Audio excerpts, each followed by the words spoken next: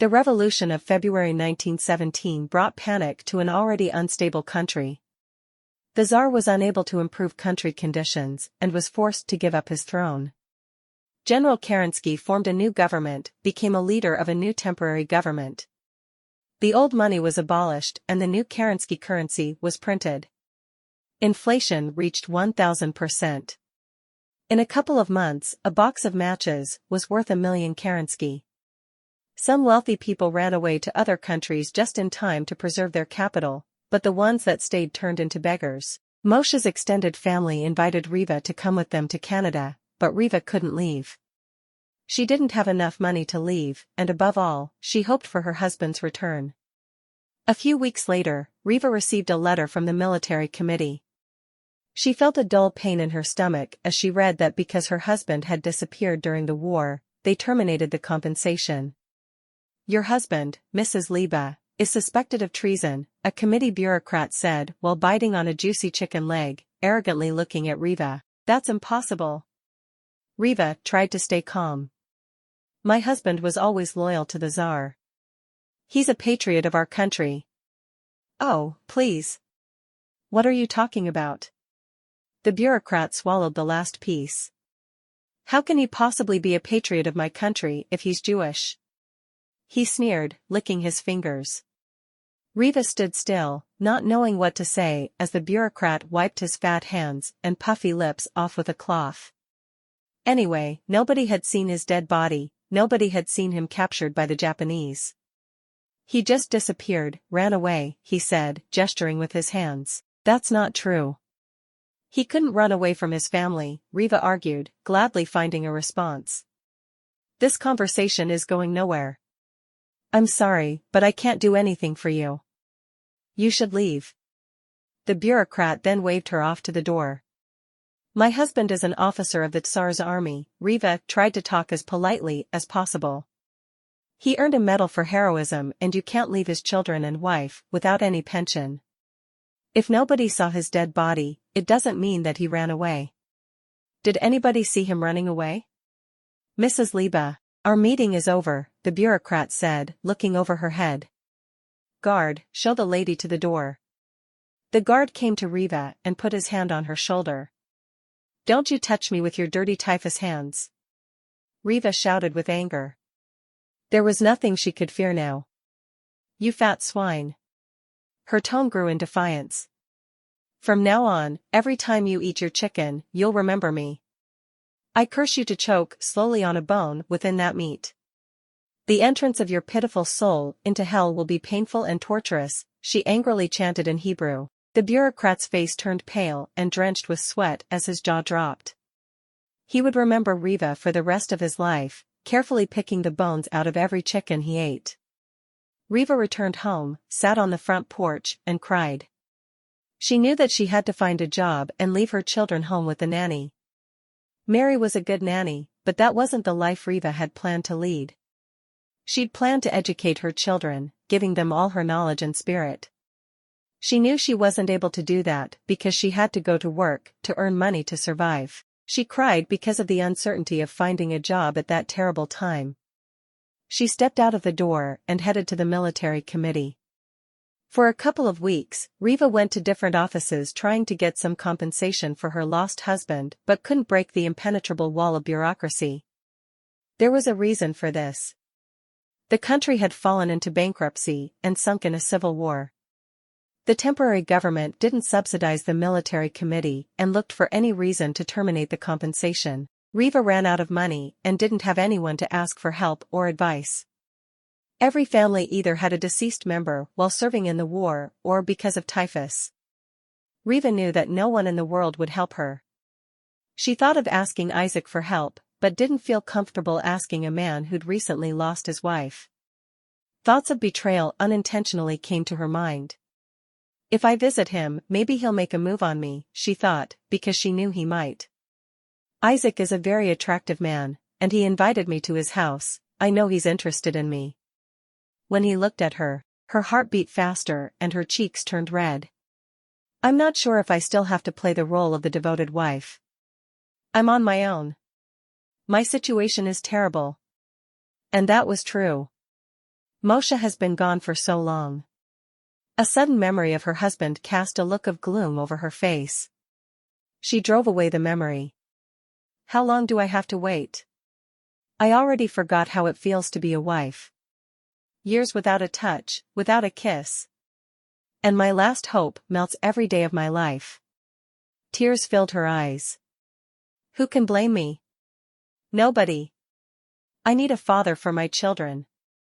Oh God, what am I thinking of? God, please forgive me. Isaac is in the same situation. Who could be a better mother to his children than me? The last thought struck through her brain. The sudden idea that she could become the mother of 8 children made her dizzy. Shame on me. I'm not a widow yet. If I go there, I only go to ask for some help as an old friend. Riva tried to convince herself, which wasn't an easy task. Yet, these were just thoughts, she never did end up asking Isaac for help. Riva was depressed, but life went on, and there was no time for depression. She had to survive. She went to the Jewish school, where she worked before her marriage. She had great experience and reputation, therefore, it was a privilege to have her as a teacher. The salary wasn't high, but enough to keep the nanny and buy food. Riva hadn't paid the nanny for a long time, and the nanny didn't ask for money. She was glad to stay with Riva just for food. It was expensive to feed the nanny, but Riva didn't have free time to spend with her children and had no alternative but to let the nanny stay. Riva left home very early in the morning, worked long hours, and came back home very late. She usually took her students' homework home and checked it, staying up late. One day, Riva came home from work as usual. She opened the front door and heard a man's soft, deep voice. Her heart skipped a beat. Moshe, she cried. She dropped the books and ran to the family room. Moshe. She stopped in the middle of the room. To her disappointment, there was no Moshe there. It was Isaac. He sat down on the sofa, reading a book to her children. Isaac put the book aside. Hello, Riva. His soft voice and charming smile could break any woman's heart. But also, Riva noticed something that she hadn't seen before. There was a cynical look under that illusion of a smile. It felt like she was looking at one of the bureaucrats that she'd spoken to, though it was just for a moment. His soft voice and hope for help that he could provide blocked her mind. I decided to visit you, Riva, to find out how you're doing. He got up from the sofa and noticed Riva's cheeks turning pink. Hello, Isaac, she replied, avoiding eye contact with him. Children, I'll finish the book some other time. You can go to your nanny. The children left the room. He turned back to Riva. You weren't home. The nanny said that you were going to be home soon, so I decided to wait for you. I hope you don't mind. I read a book to your children while I waited. You have a good children's book collection, by the way. He behaved as if he lived in this house, and Riva was standing there as if she was a guest. A memory suddenly flashed into her mind. She still remembered how he'd held her hand with his hands, and the memory of that incredible feeling turned her mind off. What did he say? She thought with alarm. Oh. Oh, not at all. Thank you, she said, fluttering after a long pause. She briefly glanced into his eyes. Your nanny told me that you were at work. You, work? Isaac asked, making a step toward Riva. Yes, I do. What's this, a new revolutionary view of life? Equality between a man and a woman? He took another step. No, it's not. I work to make money. Riva stepped back. She felt terrible. It was so humiliating to admit that she was in need. Oh, come on. Tell me you're doing it for fun. School, children, Isaac laughed. No, unfortunately, I'm not doing it for fun. Riva's tone was strong as she took a final step back against the wall. Why? Is Moshe's compensation not enough for you? Now, he was standing very close to her. I don't get any compensation. Riva was trembling. He moved back a little as this news didn't match his plan. Riva, did I do something wrong? You always avoid looking at me. I always respected you. I'm your friend. He took her hand into his and gently squeezed it. We've known each other for years, and you always avoid looking into my eyes. Riva felt guilty about that comment. She looked at Isaac.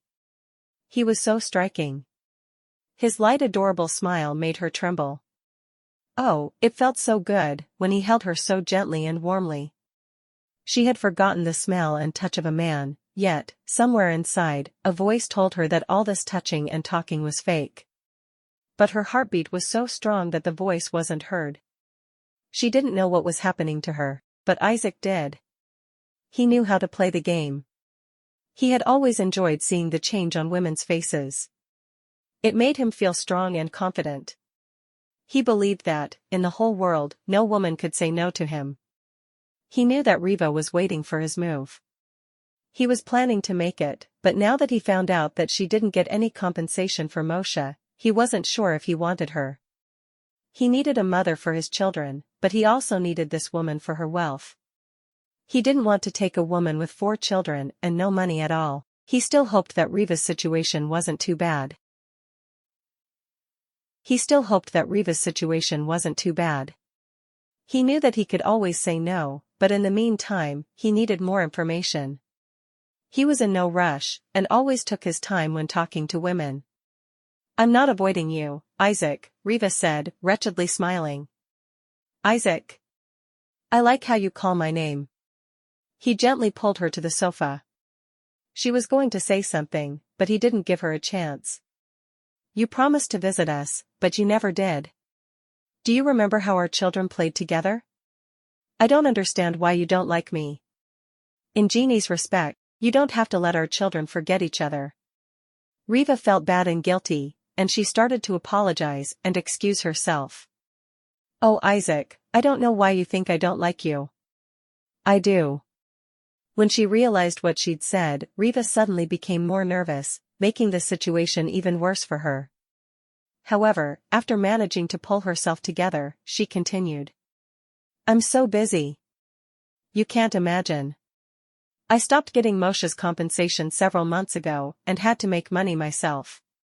I have so many problems that I just don't have time for anything at all. Riva revealed all her problems to Isaac. It felt good to have somebody listening to her. She cried, complaining about her situation. She told him her sad story, hoping for some help. At the end of her story, she suddenly realized that he wasn't holding her hand anymore. Isaac was no longer on the sofa with her, and was instead standing near the window. He listened, looking into her eyes, but not like he did before. His charming smile had vanished. Suddenly, Riva wasn't talking to the man she knew before, but to a bureaucrat that had denied her husband's compensation. My God! She thought. Who am I talking to? Why have I told him all this? You have to be strong, Riva, Isaac said, looking out the window. Nobody saw Moshe die. He'll be back and everything will be back to normal. With that, he abruptly left. Riva stood at the door Isaac had just exited from. She was smart enough to understand what had happened, she just didn't have enough experience dealing with people. Suddenly, all the warm feelings and hope she'd had for him turned into a huge wave of anger and hate. Then, her fingers touched her collar and felt the 2 solid bumps embedded in it. It made her believe in herself and her future. Thank God I still have them. She thought, and smiled.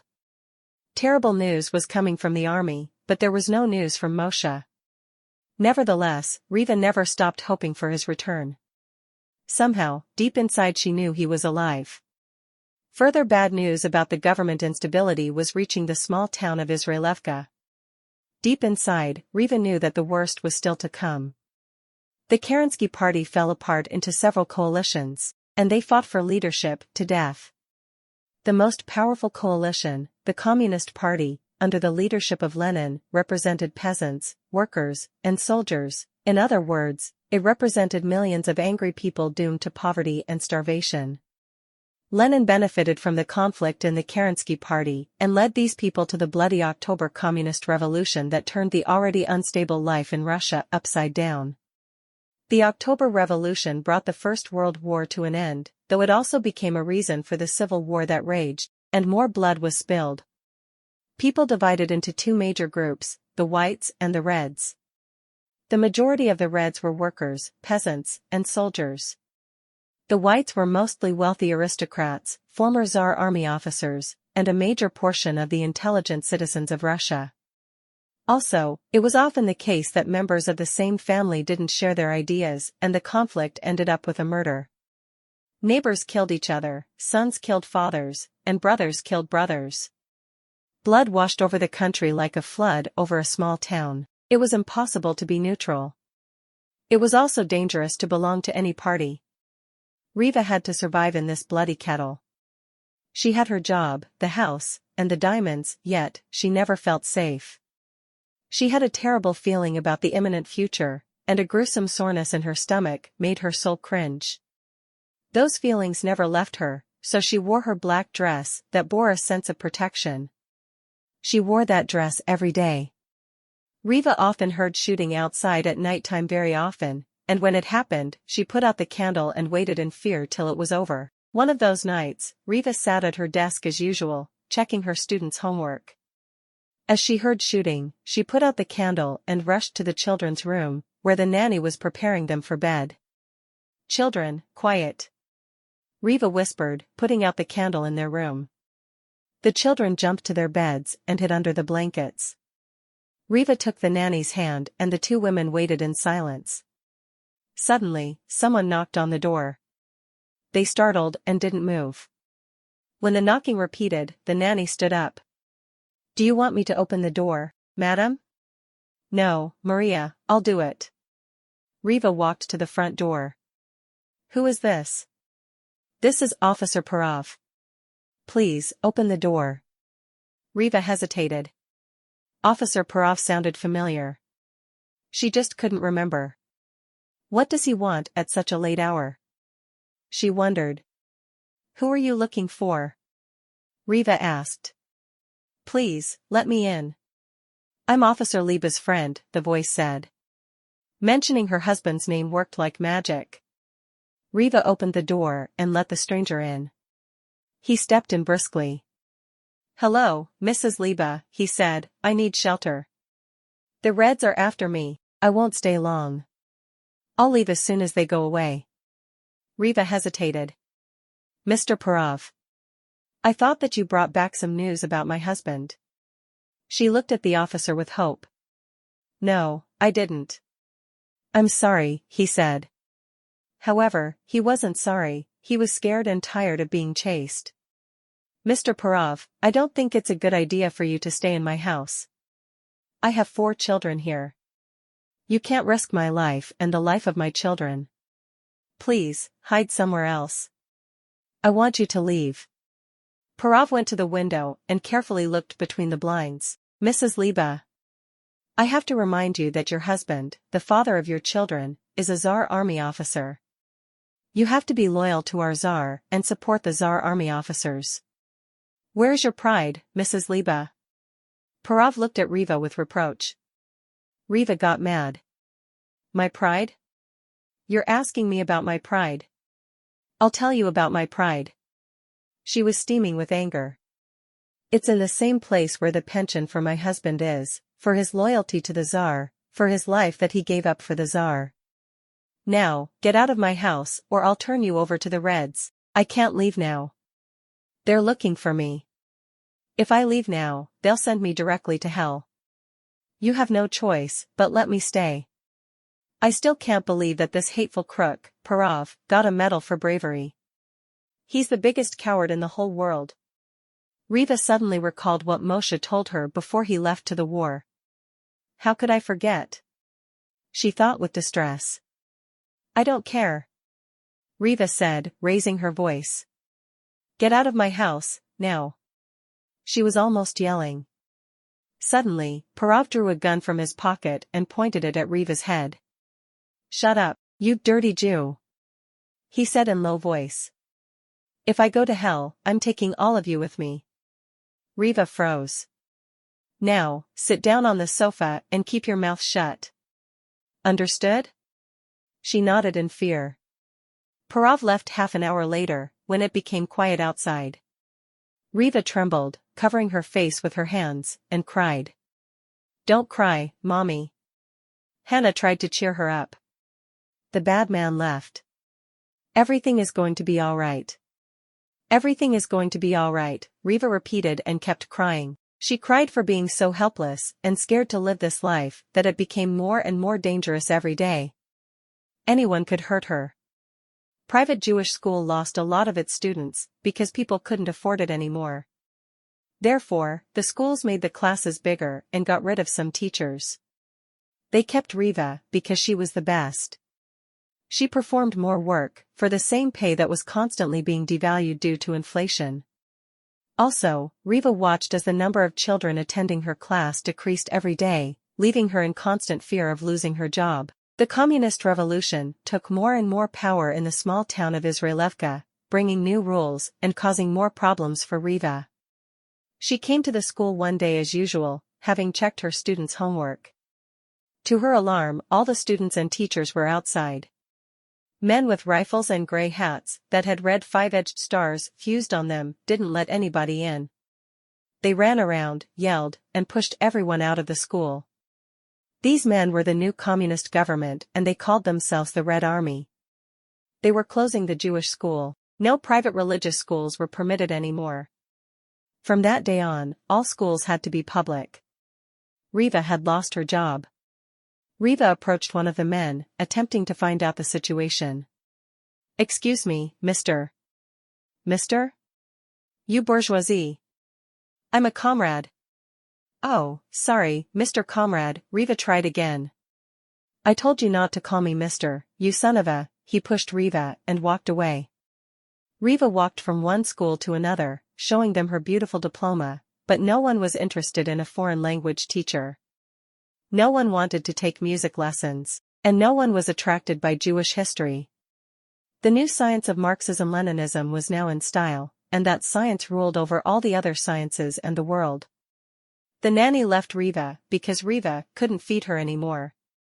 Riva was continually looking for a job, while her children stayed home alone.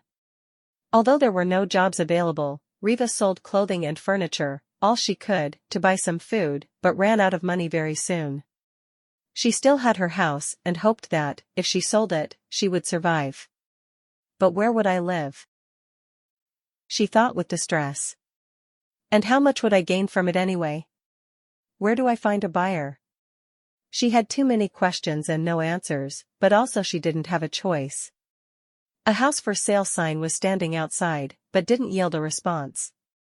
Riva didn't know yet that one of the new rules of communistic theory was that everything belonged to people and that each person couldn't own anything individually. In other words, the house wasn't Riva's anymore, it belonged to people. A loud knock on the door at 7 in the morning woke her up. She answered the door to find 3 Red Army soldiers standing at her doorsteps. They came in without permission.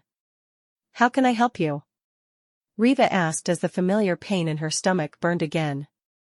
"We don't need any help," one of them rudely answered. They walked around the house checking every room, like looking for something. "Are you Riva, Liba?" "Yes." "Was your husband a Tsar army officer?" "Yes." Blood pounded through her temples. My God, did they find him? She hoped. She didn't know what to expect. As per the Communist Party resolution, the house of the former White Army officer is to be confiscated and passed to the worker peasant authority. "So, bourgeoisie Liba, you have 24 hours to leave this property," he said coldly. Riva was shocked. What do you mean?" she asked, stuttering. "I mean that you have 24 hours to leave the house," he repeated slowly, distinctly pronouncing every word. "Which part of that don't you understand? Where would I go? I have 4 children, no job, no money." "You can't throw us on the street," she frightfully whispered as her mouth dried out. "Oh yes we can," another man said with anger. "Did you care about my mother when she didn't have place to live? Now, we're ruling the world. All people are equal. You'll live as everybody else. Understood? I didn't do anything bad to your mother." Riva called out in terror. I don't even know your mother. Don't get angry at me, please.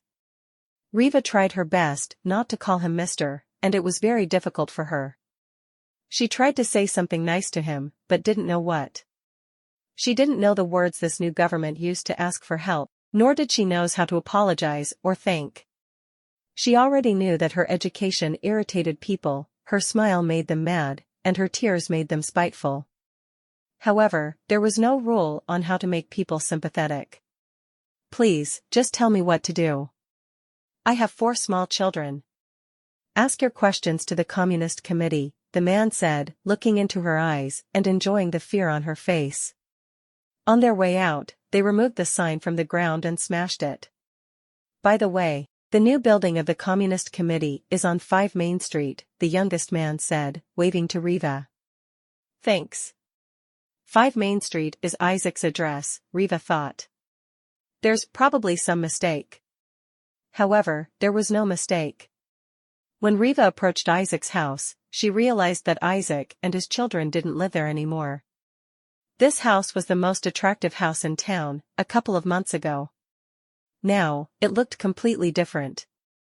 The windows were wide open and dirty blinds hung from them. The entire front yard was filled with trash and broken furniture. The dirty walkway was covered with cigarette butts, broken wine bottles, and other trash. People ran in and out, yelling and cursing. It felt as if she was in the middle of a pack of fierce dogs. Riva went inside. The carpet was covered with leftover food, spits, cigarette butts, and ash. It was hard to breathe, the house was filled with cigarette smoke and stunk badly. Several men stood near the window, laughing, cursing, and eating, wiping their dirty faces and hands with the window curtains. Isaac's desk stood right in the middle of the corridor and a man sat at it, writing a document and smoking. Several people formed a line in front of the desk, impatiently waiting for their turn. Riva took her place in the line and waited. When it was her turn, she approached the man sitting at the front desk. What's the matter? The man asked, extinguishing his cigarette on the desk. Riva couldn't turn her eyes from the desk. It was covered with black spots, because he put out cigarettes on it. Comrade, what's the matter? The man asked again. Oh, I'm sorry, I'm a single mother of 4 children and I don't have a place to live. Riva spent all day in the Communist Committee's house, trying to get the answer to her question. She came back home with permission to occupy 1 room in her own house. She opened the front door, not yet realizing that it was the last time she would enter her house. From now on, the word mine was replaced with ours. Nothing belonged to her anymore. A man's voice from the family room stopped her at the door. Isaac? What does he want? What would I tell him? She stood there, trying to figure out the reason for him being there, or maybe it wasn't Isaac. She couldn't recognize the voice. She didn't expect anything good from this late visitor anyway. She walked into the living room, but there was no Isaac there. There was a strange man surrounded by her children sitting on the sofa.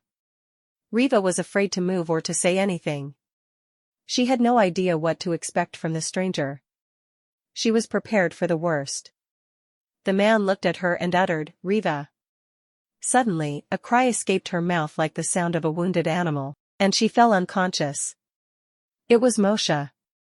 The children were asleep. All night, Riva told Moshe the story of her journey from a being wealthy woman to becoming homeless, facing hunger, and almost becoming a widowed mother of 4.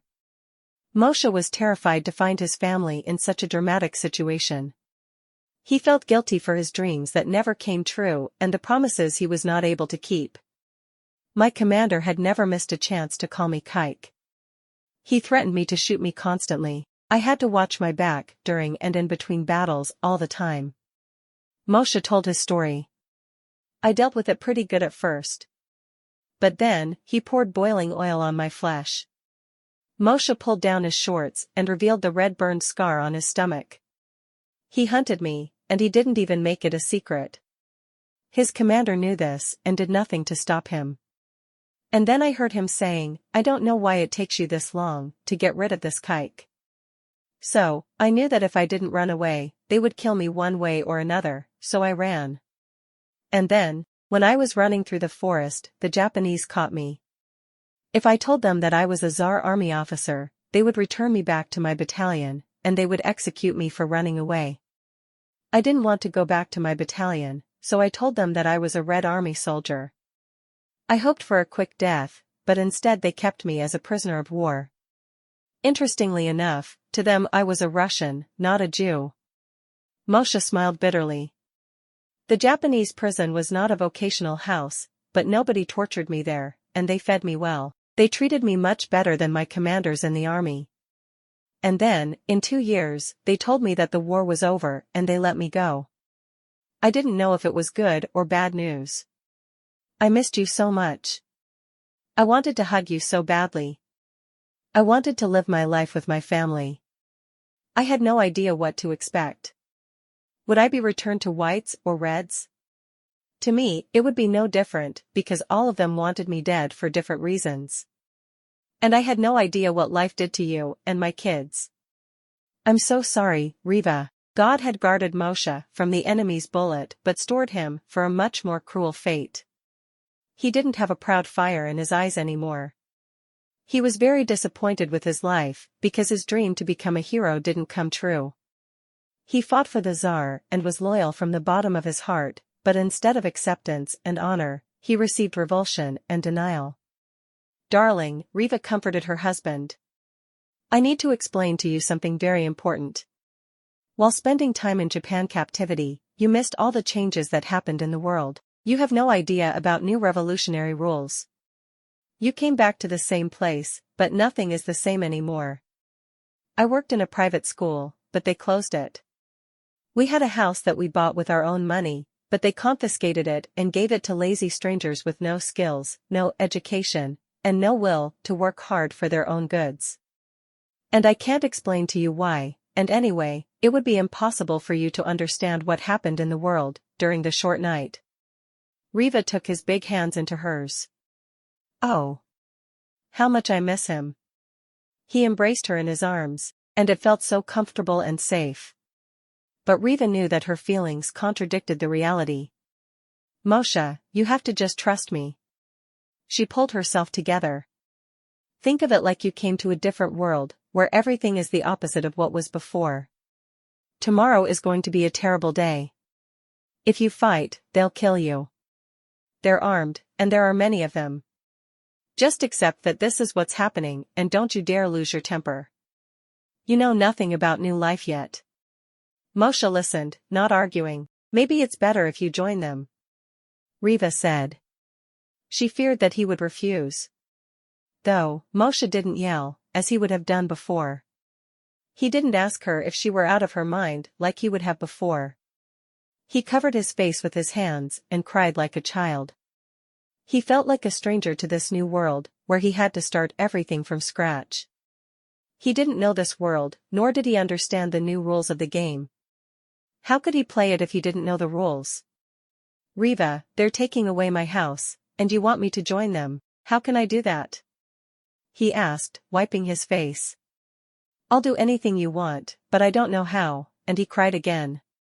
It's only a house. You still have your life, children, and me. Think about it. Moshe was quiet. Besides, the only thing you know is to be a military officer. At first, I thought that this communism was just a temporary condition, but now I think that this is the way of life we're going to live for a while. Riva touched the collar of her dress and said no more. In the morning, the Red Army soldiers came again, while 4 peasant families followed them. The man in charge showed the families their rooms and divided the kitchen space into 5 equal sections, moving cabinets and furniture around. He also distributed the furniture, dishes and other household items equally between the house occupants. The house immediately filled with tobacco smoke, alcohol stench, men swore, women shouted, and dirty children ran around. Then, the Red Army soldiers left.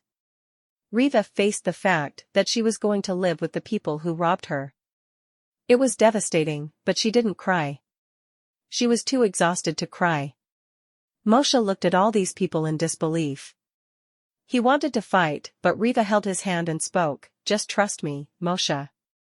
You don't want to end up in Siberia. You have no idea who you're dealing with. Look at them.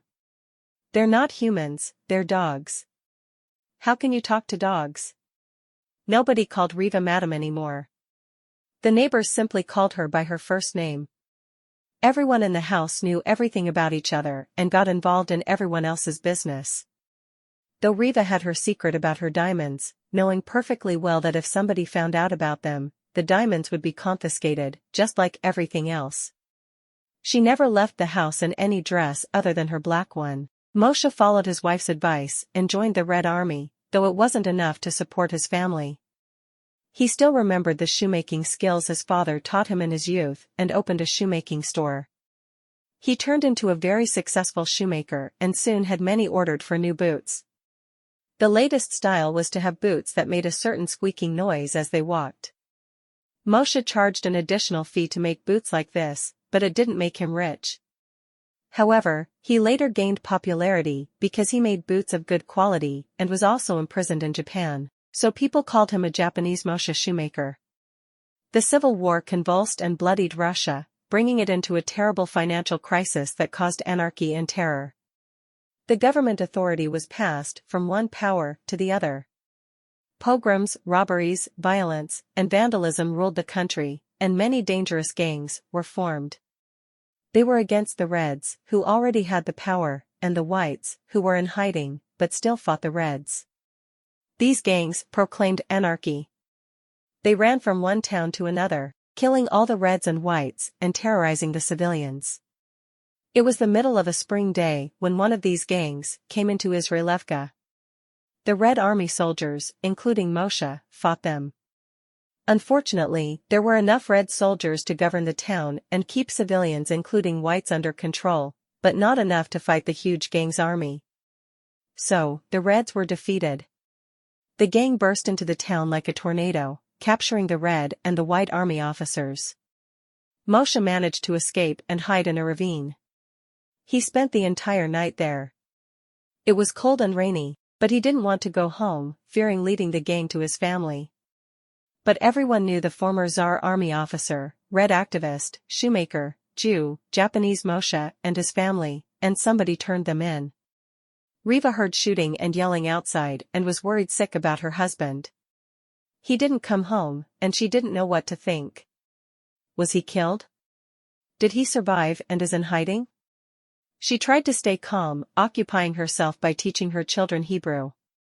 A loud knock on the door filled her stomach with fear. "Hey, Riva, it's for you," one of her drunken neighbors called her from the hallway. She didn't have a chance to get up from her chair as the door of her room was kicked wide open and a group of several bandits surrounded her. "Are you Japanese Moshe's wife?" one of them asked, pointing a gun at her. "Oh God. What happened?" Riva whispered. Samuel and Hannah sat still, watching their mother struggling. Celia started to cry and Simon hid under the table. "He's a white officer, isn't he?" another bandit asked, looking at the notebooks where the children wrote Hebrew words. "And what's that? Some kind of witchcraft?" Riva's fright grew. She didn't know how they would react if they found out that they were Hebrew words. "It's nothing, just children's drawings. My husband was a white officer, but that was long ago." She put herself together, changing the subject. "He's a soldier of the Red Army now." Then, she suddenly noticed that the men didn't wear any Red Army paraphernalia. Riva wasn't sure if she'd said the right thing. "You're saying he's a Red Army soldier?"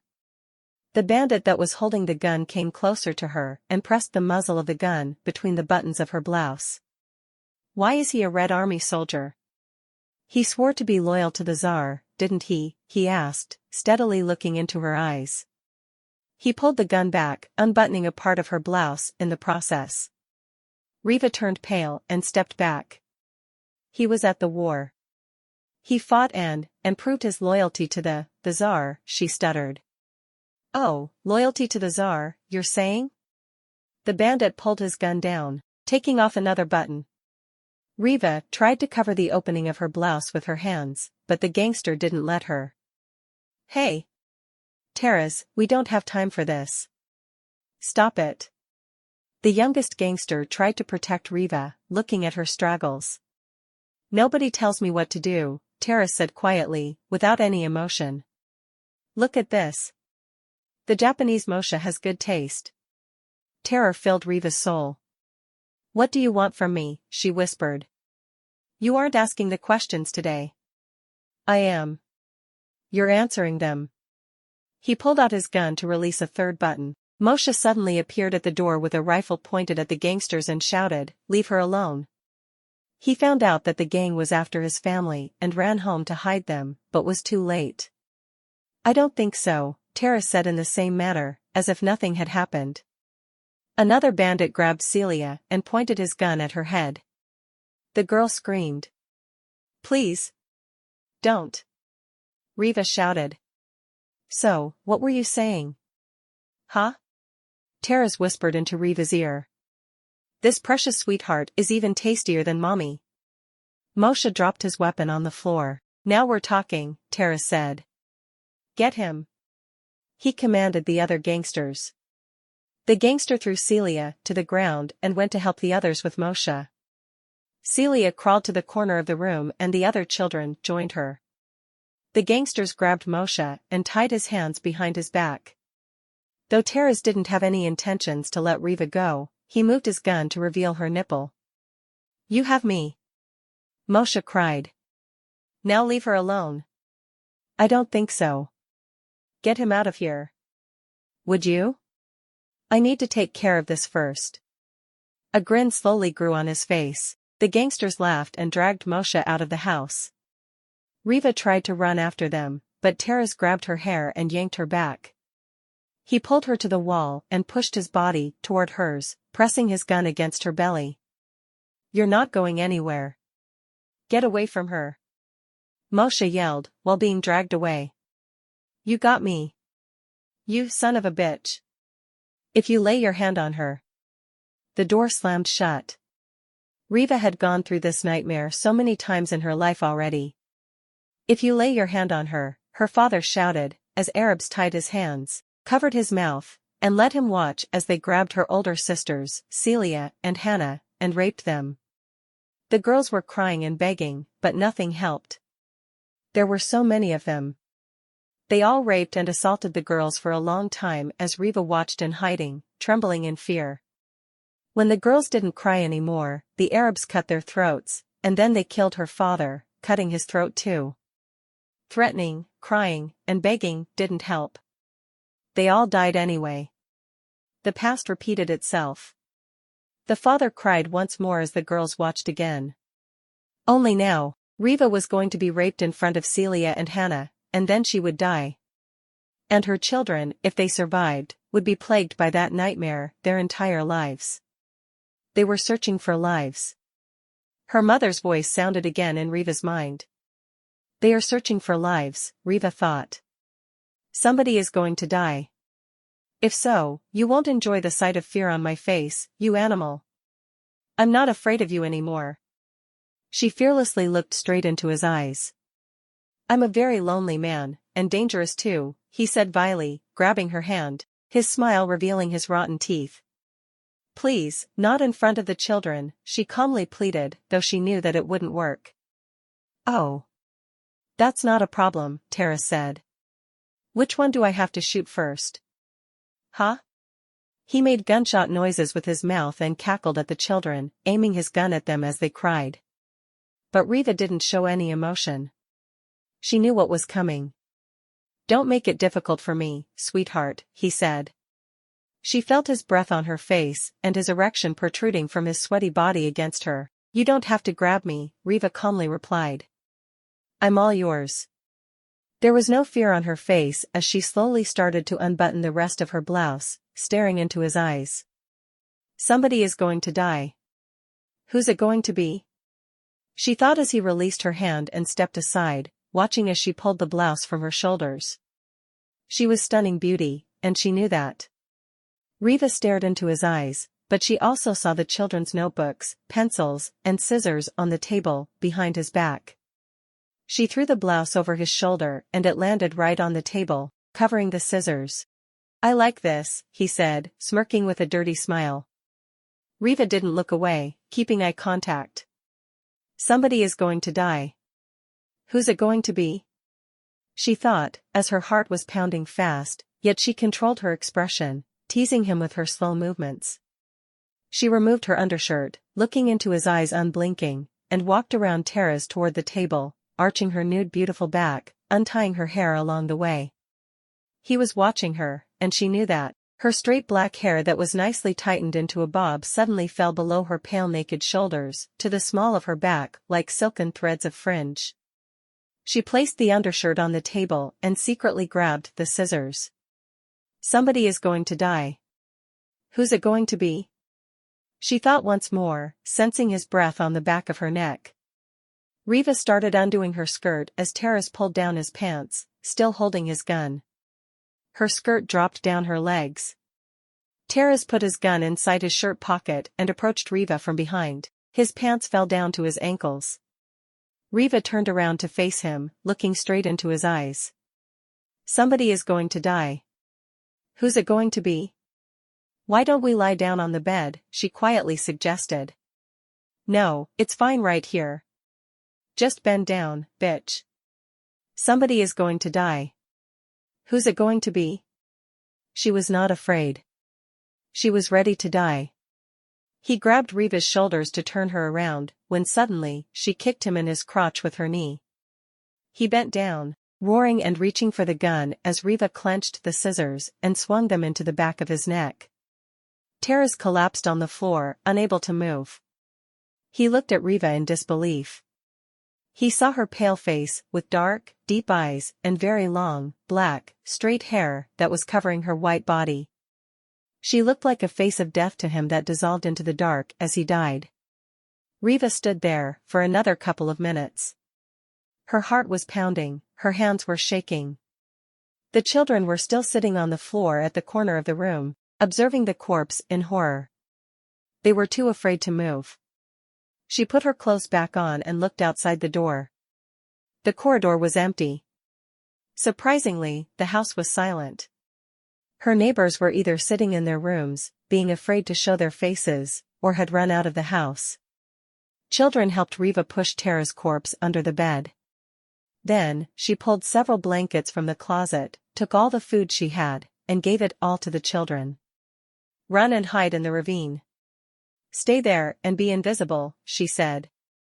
Don't come back here, I'll find you there. And don't tell anybody what you saw. I know it's hard for you, but please do what I say. Mommy, why don't you come with us, please? Hannah pleaded. Baby, I have to try to help your father. If I don't, they'll kill him. Okay? Please do as I say. Riva watched her children running until they disappeared into the nearby ravine. How could I rescue him, she thought, touching her dress collar, as her mother's voice sounded in her head. They can help you when your life is in danger, or they can make your situation even worse, so think twice before you use them. Mama, why didn't you use them to save Daddy and my sisters? They weren't searching for diamonds, they were searching for lives. The Arabs would have killed them anyway. I don't want my children to ask me the same question. Riva thought, cutting her black dress collar with scissors and removing one diamond. Then, she went to the main street. Where else could the gang's head office be?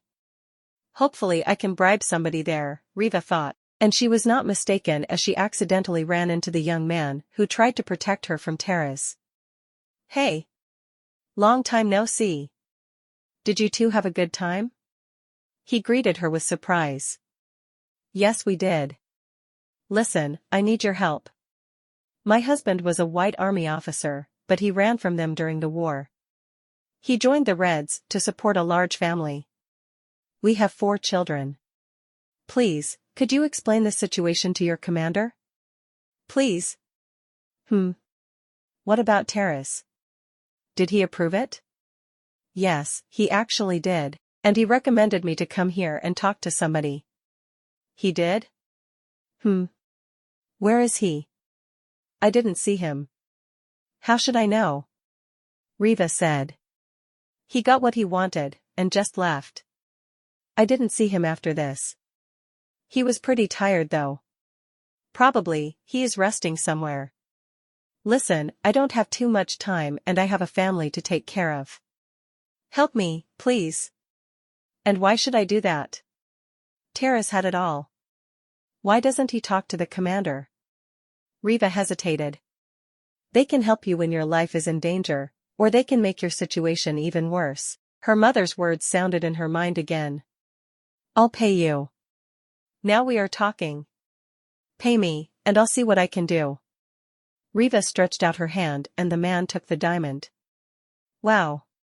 Moshe is a lucky man to have such a devoted wife. I'm jealous. Would you help him? I'll try.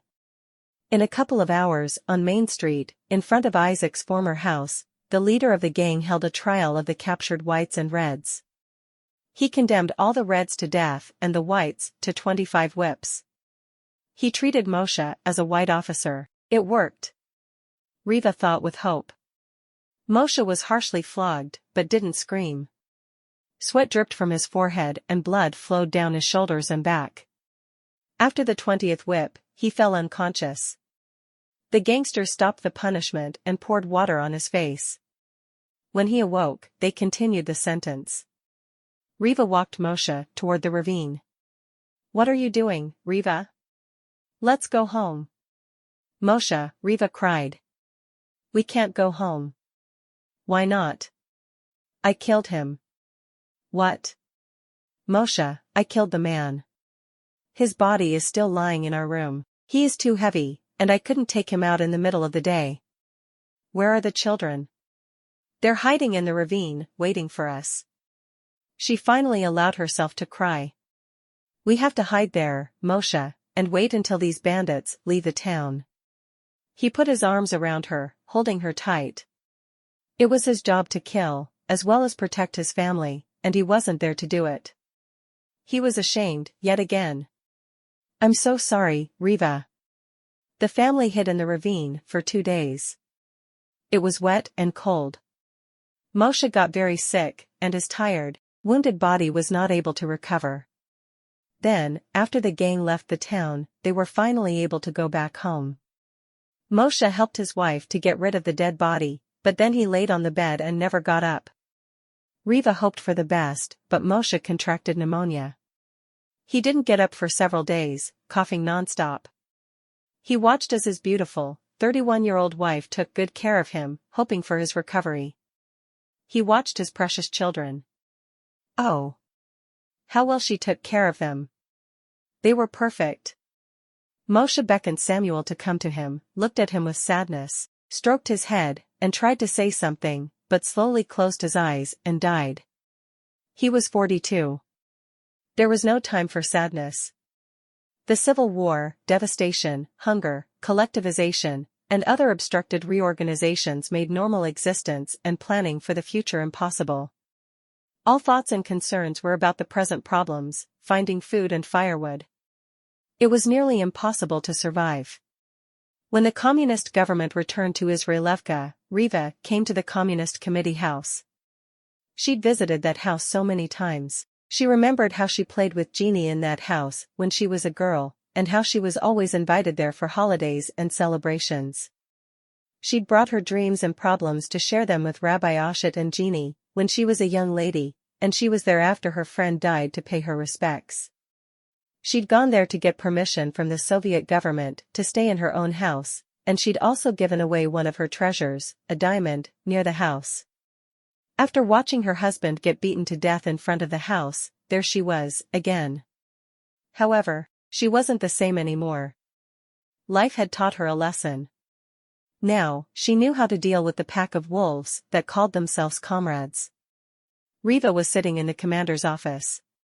It had been the Rabbi Oshit's office 3 years ago. At that time it was clean and comfortable, with beautiful furniture. Now it was ugly, dirty, and smelly. My husband, Moshe Liba, was a communist and an officer of the Red Army. Riva knew that the gang burned all the documents and executed all the witnesses. Therefore, nobody could prove her dishonesty. The gang executed him a month ago. I'm a mother of 4 starving children. I don't think that the Communist Central Committee would be pleased to know that the 4 children of the Soviet army officer, who was tortured to death by the gang, didn't get any compensation from the worker-peasant government. And Riva placed the following letter on the table in front of the commander. To V.I. Lenin, Moscow. Copy to Communist Committee of Israelevka. From Riva Liba. Dear Comrade Lenin. My husband, Moshe Liba, escaped the Tsar army and joined the Red Army during the war. He was captured by Japanese and was held in prison for 2 years. As soon as my husband came home, he dedicated his life to the Communist Party and our general chairman, Comrade Lenin.